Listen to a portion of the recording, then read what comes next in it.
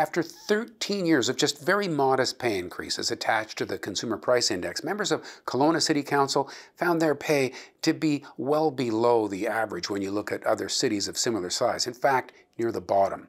So they had the very awkward job of giving themselves a raise this week, 35% for members of council and 15% for the mayor. Councils are the ones who are in control to a degree of their own destiny with respect to wages and wage increases.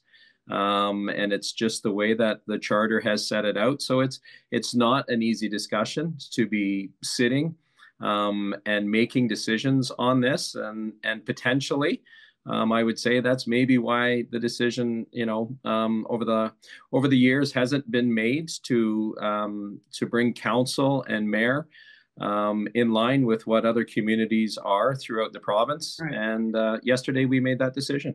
Back in 2011, there was a decision made to allow for wage increases for councillors and for mayors to just follow Consumer Price Index. Over the last 10 years, that's been about 1.5%, and other municipalities have followed different formulas. And what has happened, Victoria did a study just a short while ago, and we looked at using that study along with a study that was done just in halfway through 2022. And it basically showed that councillors in Kelowna, being one of the fastest growing cities that it is, were basically receiving the lowest out of those 12 cities surveyed, and the mayor was the second lowest. So what we looked at doing was just bringing it back to middle range, just around that 60 percentile. In order to avoid awkward situations like this for future councils, Dyas is suggesting more regular reviews of what council members and the mayor get paid. This council has established a very strong list of priorities, and yesterday at the same meeting, we were going through those priorities. Those priorities were established for 4-year priorities, and there was 22 action items.